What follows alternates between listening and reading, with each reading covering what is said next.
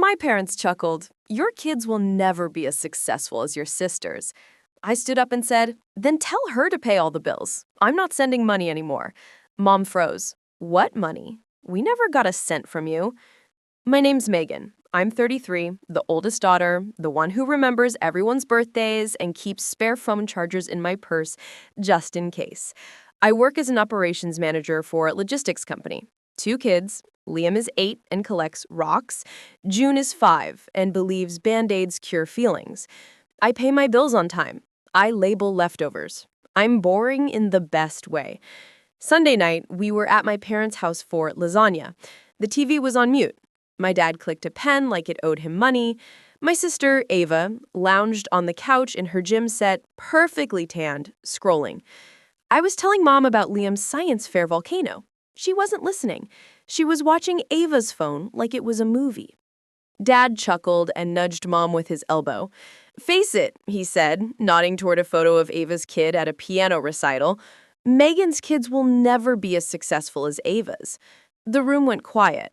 Ava smirked. Dad, she said, fake scolding. Then she looked at me. Don't worry, not everyone can raise prodigies. Liam looked up from his Switch. June stopped smearing sauce on her plate. I felt that hot, white sting behind my ribs. It wasn't even the words. It was the ease of them. I put my fork down. Okay, I said. Just that, flat. Dad laughed like I'd told a joke. Don't start, Meg. You know we're just teasing. I swallowed. Sure. Ava's phone pinged. Oh, she said brightly, turning the screen so Mom could see. Deposit cleared.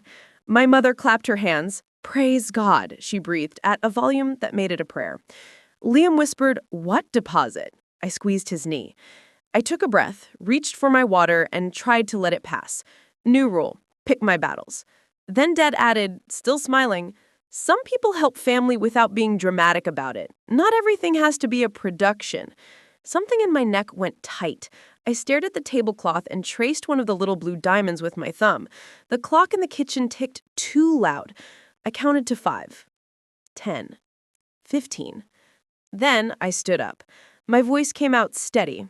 I said, if Ava is the standard, then tell her to pay all the bills because I'm not sending money anymore. My mother's head snapped toward me. She said, what money? We never got a cent from you. The fork clattered out of my hand. I didn't start as the family wallet. It just happened in slow circles. I was 20 when Dad's hours got cut and the mortgage slipped. I took the night shift at the warehouse and brought home envelopes of cash for my tips at the bar on weekends. Just until we catch up, Mom said. She hugged me, cried a little, pressed a to-go container of meatballs into my hands. It felt good, useful. Then Ava moved home for a month between opportunities. The month stretched. I co-signed a phone plan because her credit was temporarily weird. I put gas in my parents' car because Dad forgot his wallet.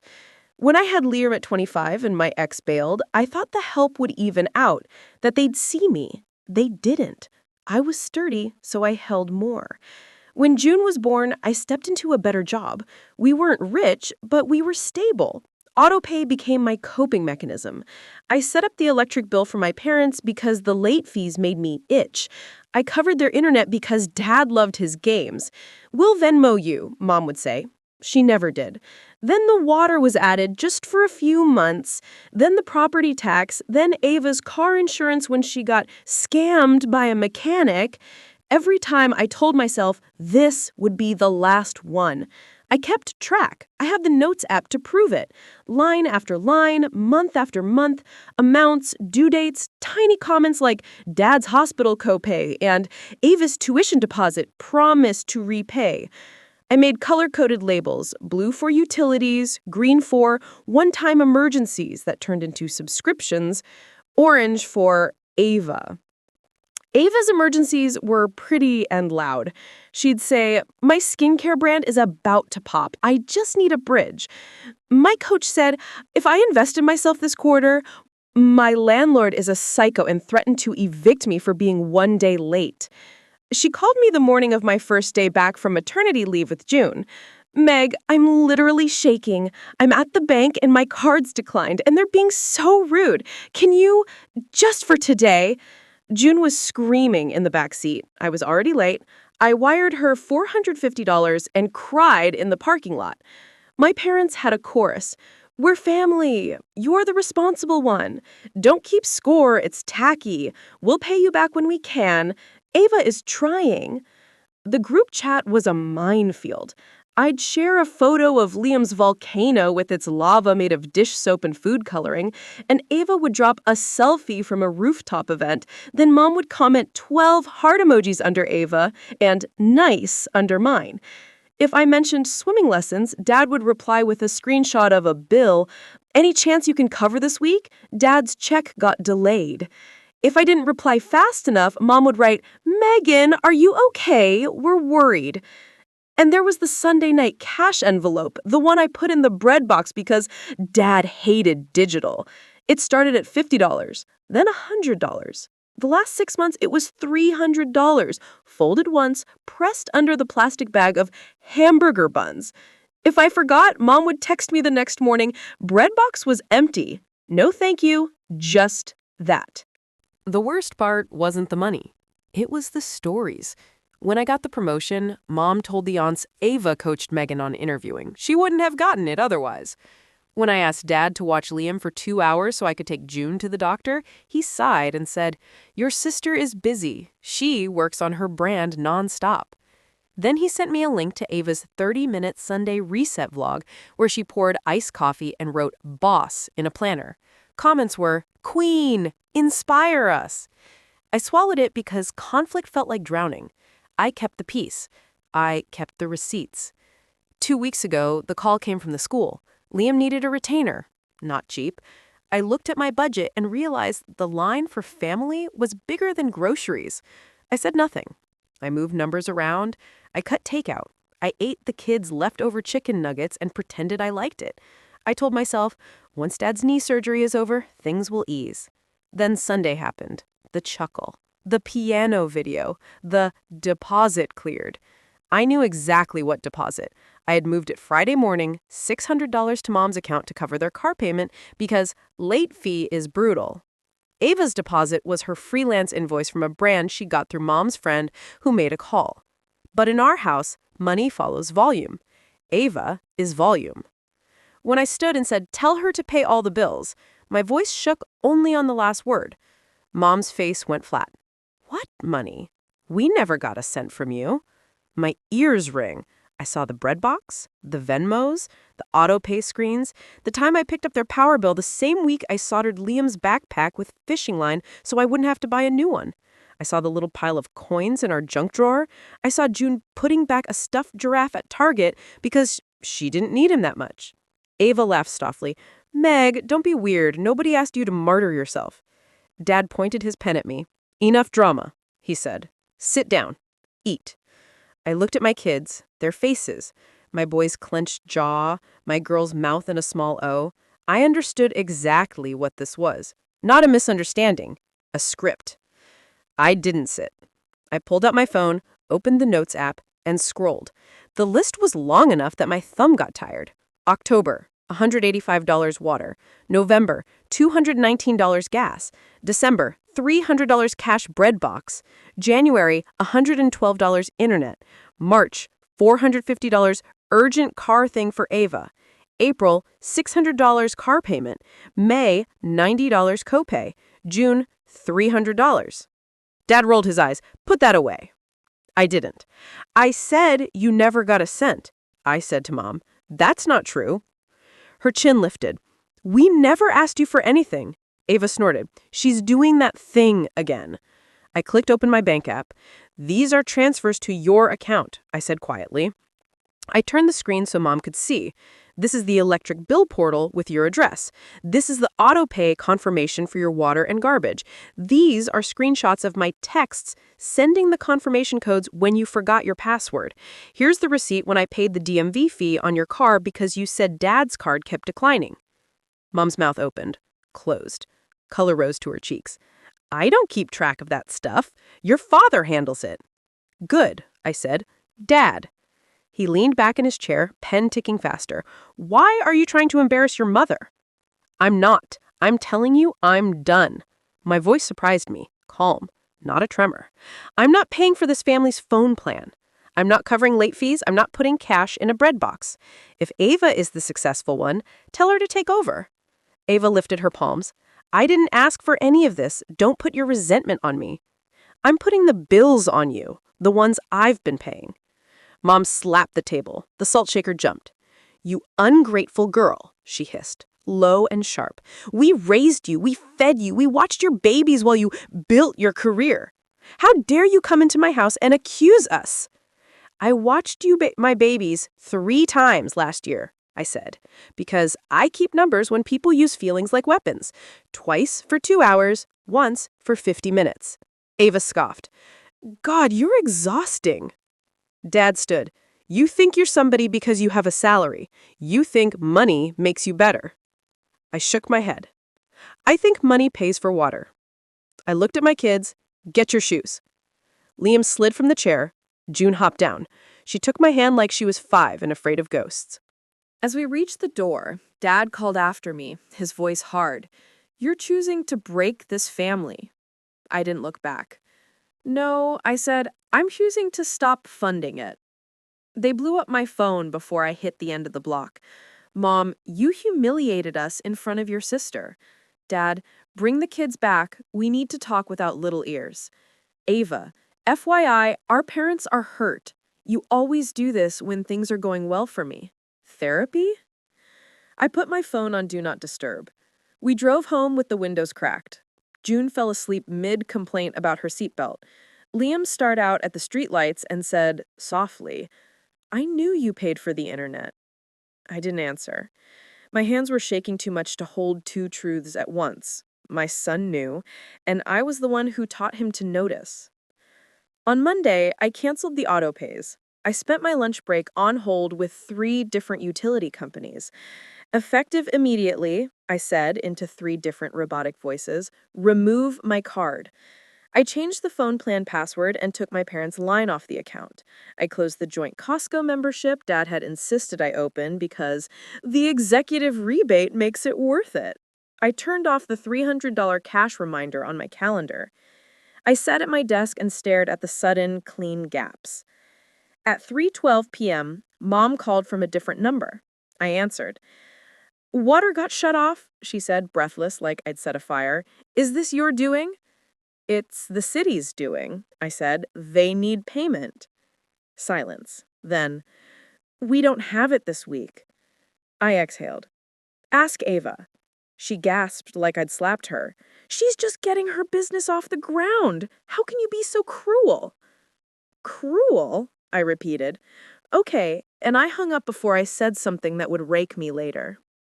Text from Dad a half hour later. You will not punish us because your life is hard. I put my phone face down and opened my spreadsheet. I added one last column at the end. End date. I typed yesterday's date on every row. It felt like telling my own blood, this artery is closed. It got louder by Wednesday. My aunt texted to say I heard I was cutting off my parents to chase a man, which would have been funnier if I hadn't been single for 3 years. A cousin DM'd me a reel about honoring father and mother with a finger-pointing emoji. My mother wrote in the family chat, we will be fasting and praying for Megan. Please lift her up. Ava reacted with a heart. Meanwhile, my house got lighter. Liam noticed first. We're eating at the table? He asked, confused, when I pulled plates out at 6:15 on Tuesday. Yeah, I said. No calls tonight. We ate tacos. June told a joke with no punchline and laughed so hard she fell off her chair. After they went to bed, I sat on the living room floor with a cup of tea and a calculator. Numbers that had been tight for months suddenly had air. The space where money go to disappear was quiet. On Friday, the city called my parents' overdue balance in and slapped a late fee on top. Mom texted me a photo of the shutoff notice and wrote, "This is on your conscience." I stared at it for a full minute. Then I put my phone down, went outside and pulled weeds by the porch until my hands were black with soil. It felt like penance and relief at the same time. By week 2, the story started to crack. The neighbor posted on the neighborhood app about a generator humming all night at my parents' address. Someone asked if everything was okay. Aunt Lori wrote in the extended family chat, "Does anyone know why the internet at your parents' is down? I need Dad to send me the church bulletin file." No one tagged me. No one asked me. But in the separate cousin chat, yes, there are 3, my cousin Nadia messaged me privately, "Are you okay?" I said, "Yeah." She said, "Good. About time." The kids adjusted fast. Liam asked if he could sign up for chess club now that we weren't running errands for Grandpa after dinner. That one sat with me. How many afternoons had I dragged them to pay stations and pharmacies because a grown man forgot his wallet? The third Sunday, I stayed home. I told Mom we were starting a new ritual. Pancakes, library, park. No response. At noon, my doorbell rang. I opened it to find Ava on my stoop in sunglasses, carrying a tote bag that said, "Girl Boss." Behind her, a man I didn't know leaned against a white SUV. She walked in like it was her house. "You've made your point," she said, dropping her sunglasses onto my counter. "Parents are stressed. It's not good for Dad's heart." "Mine either," I said. "You're being punitive. It's not a good look, especially on a single mom's salary." I raised an eyebrow. "I make more than you think." "Okay," she said, bored. "Then you can resume what you were doing before you had your little episode. I'll take over the phone plan, you handle the rest. Fair?" I blinked. "No." She tilted her head. "Why are you doing this? You know they won't change." "I know," I said. "I'm changing." She laughed. "Fine," she said, grabbing her tote. "When Mom gets sick from the stress, that's on you. And when Liam drops out of college because you can't afford tuition, remember who chose pride." It was so ridiculous, I almost laughed. Instead, I said, if college is a competition, maybe your prodigy can fund the scoreboard. She flinched, just a flicker. Then she left. That night, Mom texted, "We're disappointed in you." Dad added, "You'll come around." Ava, "Remember to send the login for Netflix?" Then a wink emoji. I blocked Ava. I muted the thread. I turned off the lamp and let the dark sit with me like a friend. It didn't swallow me. It held. I wish I could say there was a grand apology. There wasn't. People who rewrite history don't suddenly run out of ink. What happened was smaller and truer. Dad called last week. No preamble. "The water's back on," he said, rough. "We figured it out." "Good," I said. "A beat. You don't have to, you know." "I know," I said. "We'll manage," he said, like a dare. "I hope so." Another beat. He cleared his throat. "Your boy's chess trophy? That was something." I smiled where he couldn't see it. It was. We hung up. No sorry, no confession, but something unclenched in me. I had waited for them to see me and missed all the ways my kids already did. Sunday, I poured pancake batter into the pan and June danced in the doorway in socks, almost slipping every time the dog wagged past her. Liam lined up his rocks on the windowsill in careful order. I looked at the two of them, at my kitchen with the sticky maple spot on the table and the new plant slowly reaching for the window, and I realized I wasn't angry. I was done. I wrote one last note in the app. Final. The money stopped, the story didn't. That's okay. Then I wrote another line just for me. I will not be a wallet with a heartbeat. At church, Aunt Lori hugged me longer than usual and slipped a grocery store gift card into my hand for the kids' snacks. I almost told her we were fine. Then I saw her eyes. Not pity, not gossip. Relief. Like someone else had been waiting for permission to stop performing. In the parking lot, Nadia waved from her car. "Chess champ," she yelled to Liam. He blushed, grinning. On the drive home, June fell asleep with a pancake in her fist. Liam asked if we could go to the library. We did. We checked out a book about volcanoes and another about rock crystals. On the way out, I caught our reflection in the glass. Me with a tote full of library books, hair in a messy knot, tired eyes. My son carrying a stack like treasure. My daughter with syrup on her cheek. Not glamorous. Not a brand. Ours. That night, I sent Mom a photo of the kids in their pajamas, both holding up their library cards. I typed, "We're good. Love you." Then, I put my phone face down and played Uno until bedtime. Here's the truth I keep now. Love isn't measured in invoices. Boundaries aren't cruelty. My kids don't need to be as successful as anyone. They need me present, not drained. They need lights that turn on because I paid for our home, not for. A month in, the budgeting app pings me with a surplus. I schedule Liam's retainer, I sign June up for swim lessons, I buy fresh strawberries without checking the price twice. It feels small. It feels like oxygen. And when the group chat flares up with something loud and shiny and not mine, I let it scroll past me like weather. I make dinner, I label leftovers, I tuck two sleepy bodies into bed, and whisper the only score that counts. You are loved. You are safe. You don't owe anyone your peace. I chose to stop funding a story that erased me. The bill came due, I paid my part, and then I closed the tab. I thought the silence after would be scary. It wasn't. It was honest. I'm not sending money anymore. I'm sending my kids into a home with rules and laughter and lights we keep on ourselves. That's the success I care about. That's the one I'm building.